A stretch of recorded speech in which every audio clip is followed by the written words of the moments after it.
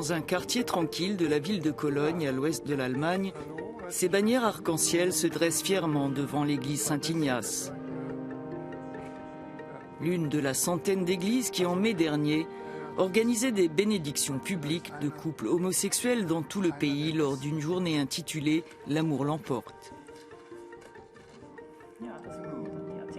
Le responsable de l'église nous y reçoit en compagnie de Karine, dont l'union avec son épouse Britta a été bénie ici.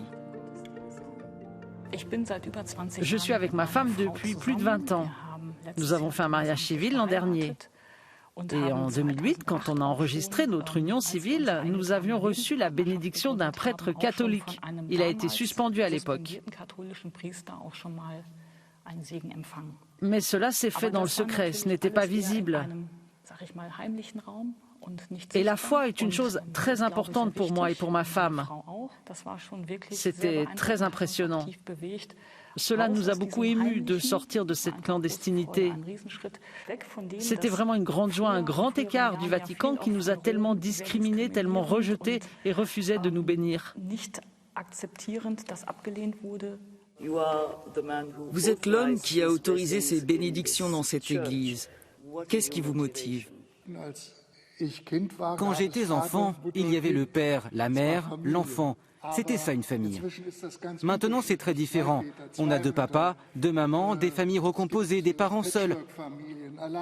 Et le pasteur, le prêtre, la bénédiction sont au cœur de la vie, au cœur des gens. Et nous devons percevoir avec un esprit et un œil alerte ce qui se passe, comment vivent les gens. Nous devons apprendre la vie de maintenant et vivre avec les gens.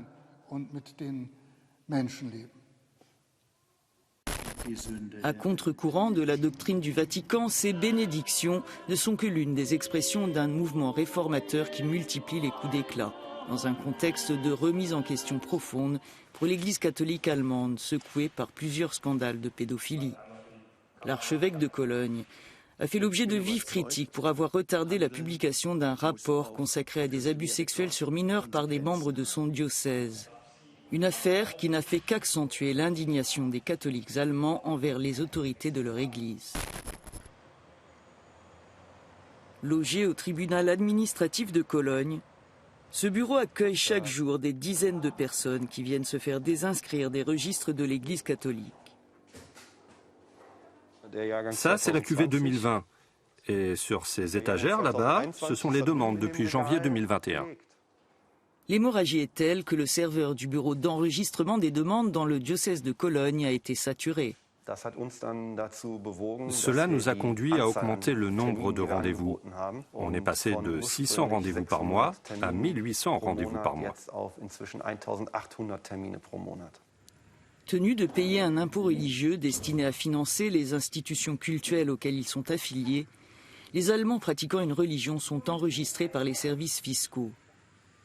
Déçus par la hiérarchie de l'Église, les catholiques allemands sont de plus en plus nombreux à quitter l'institution. Ce n'est plus acceptable pour moi. L'Église n'aura plus aucun soutien ni aucun argent de ma part. Doris a servi au sein de l'Église catholique pendant de nombreuses années. Elle l'a quitté il y a 1 an. Mais elle continue à œuvrer au sein de la communauté chrétienne aux côtés d'un mouvement baptisé Maria 2.0 qui milite pour une réforme profonde des institutions religieuses. Les demandes de Maria 2.0 sont essentiellement de s'adresser aux causes de la violence sexuelle, de ne plus permettre aux abuseurs d'exercer des fonctions dans l'Église, de donner aux femmes l'accès à toutes les fonctions dans l'Église et aussi de changer le célibat obligatoire de sorte que chacun puisse choisir et de changer la morale sexuelle qui n'est plus adaptée à la société, qui exclut les gens et est tout simplement inhumaine.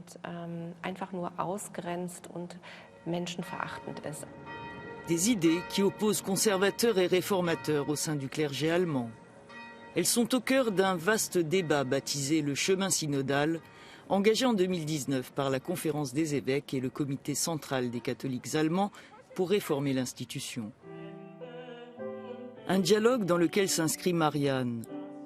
Chaque mois, elle vient prêcher dans cette maison de retraite de Cologne.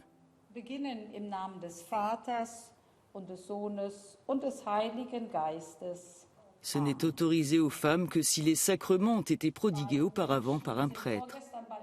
Une ineptie et une injustice, disent ces retraités. L'être humain est à la fois homme et femme. C'est ainsi que Dieu l'a créé, à son image. Ce n'est pas juste qu'on interdise à une partie de l'humanité de propager sa parole. Der Leib Christi. Der Leib Christi.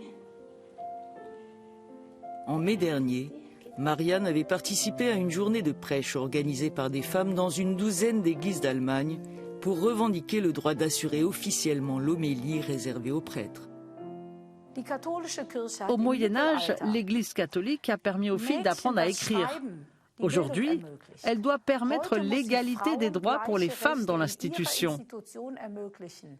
Pour que les femmes dans le monde entier aient les mêmes droits, les mêmes devoirs, les mêmes responsabilités et ainsi changer la face du monde.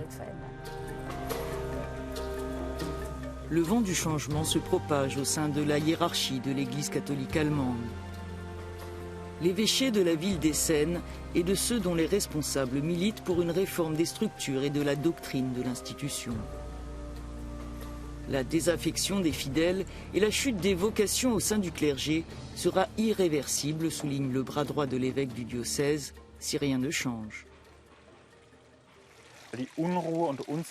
La tension et l'insatisfaction sont énormes au cœur de l'Église catholique.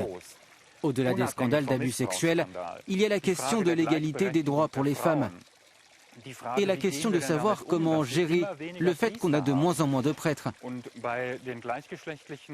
Et pour les couples de même sexe ou les personnes homosexuelles, à qui on dit ouvertement que leur façon de vivre est un péché, c'est blessant et insultant. On doit changer cela. Notre Église court le risque de s'écrouler si on ne parvient pas à intégrer les différents courants, les différents points de vue.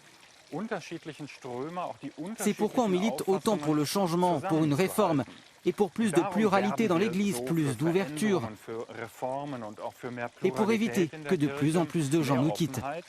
Um dann diese Entwicklung auch aufzuhalten, dass immer mehr uns verlassen.